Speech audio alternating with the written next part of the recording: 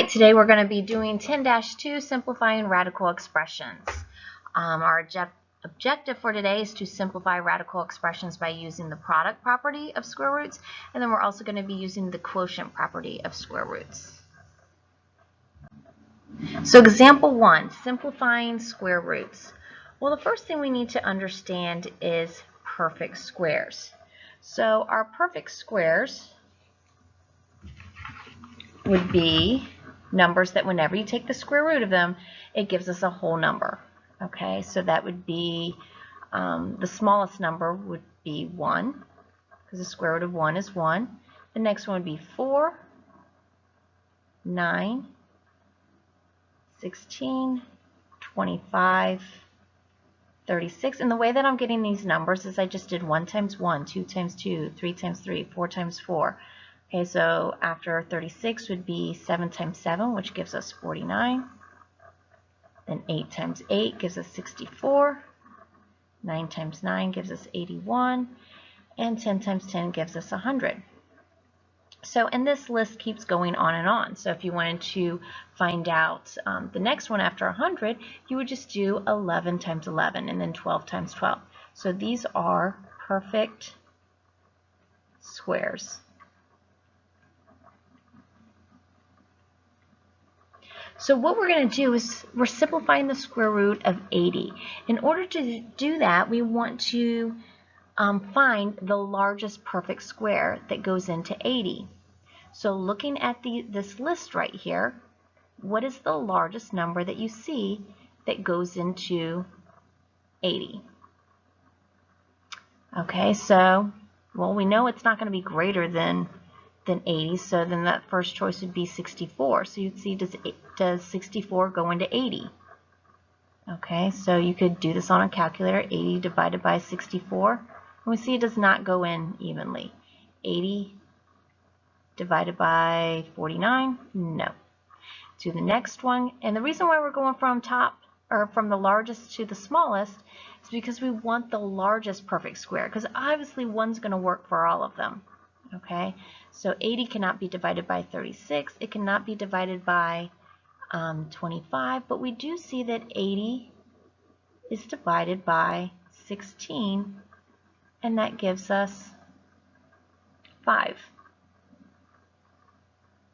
Okay, so what I'm going to do is I'm going to break this up and say that the square root of 80 is the same thing as saying the square root of 16 times the square root of 5.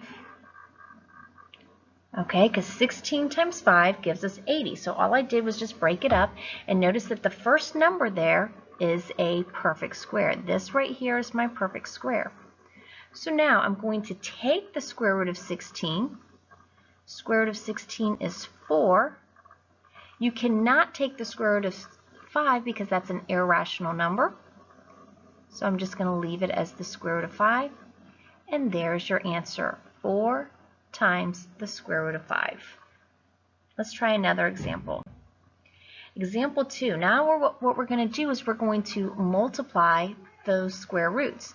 So the square root of 2 times the square root of 14 gives us the square root of 28. Now, looking at your perfect squares, what's the largest perfect square that goes inside 28? Or that can be divided by 28? So we see that's not 25, it's not 16, it's not 9, but we do see that 28 can be divided by 4.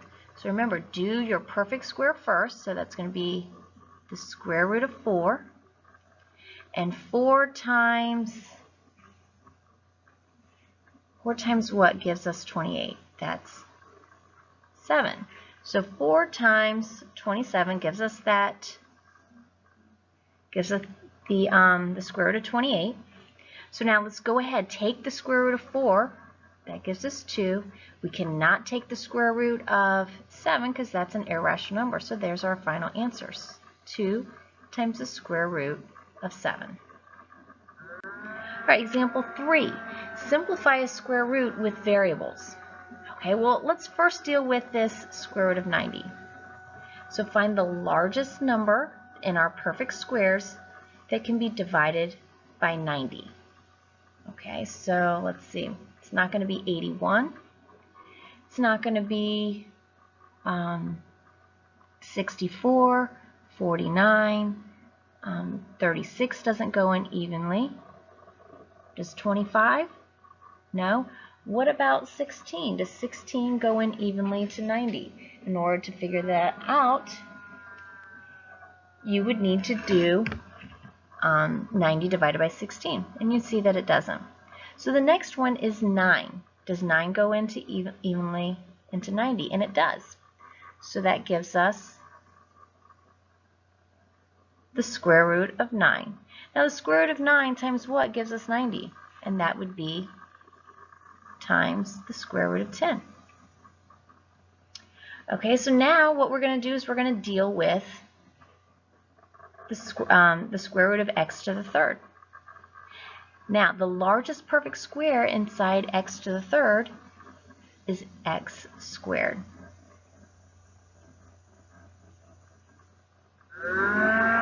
Okay, all you need to do is it's the largest even number. So since it's x to the third, you just take 1 from it. Okay, and that gives us x squared. Now, x squared times x gives us that x to the third. All right, now let's look at y to the fourth. Y to the fourth is a perfect square because it's an even number. So I'm going to put y to the fourth. And then z to the fifth. Remember I said it's got to be an even number, so the highest one would be just one less from that.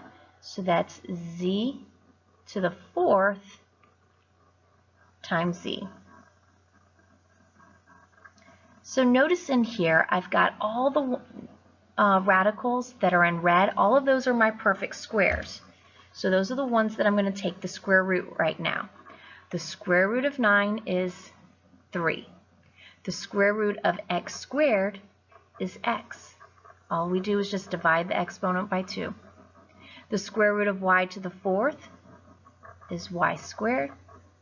The square root of z to the fourth is z squared. And now all the ones in blue, those are irrational. So we're just going to put all of those together. 10x z. And there's your final answer. I know we'll probably be working a lot more on these tomorrow in class. Okay, but this should give you the background and the gist of how to do them. Okay, let's look at example 4. Rationalizing a denominator. Well, let's go ahead and first simplify the fraction in there. And we see that we can divide both the numerator and the denominator by 5. When you divide them by 5, that gives you 7 over 3. Now, you cannot leave a square root in the denominator. And we see that we've got the square root of 7 over the square root of 3. We could even write it like that. The square root of 7 over the square root of 3. So what we need to do here is get rid of that square root of 3. In order to do that, we're going to multiply by the square root of 3 over the square root of 3. Now, the square root of 3 over the square root of 3, this right here equals 1. Okay, because whenever you're dividing, whenever the numerator and the denominator are the same, that means it equals 1. So, and whenever you multiply anything by 1, you equal the same thing. So we're not changing the value of this, we're just changing the way it looks. Because it's got a radical in the denominator, we cannot leave it like that. So like I said, we're not changing the value, all we're doing is changing the way it looks. So, square root of 3 times the square root of 3 gives us the square root of 9. Square root of 9 is 3. So eventually, whenever you do these many times, you can go straight from the square root of 3 times the square root of 3 and get you that 3. And then the square root of 7 times the square root of 3 is the square root of 21. So now I've got the square root of 21 over 3. Notice I do not have a radical in the denominator. So this is your final answer. And you also see with the square root of 21, there is not a perfect square that can go into 21. So that right there is your final answer.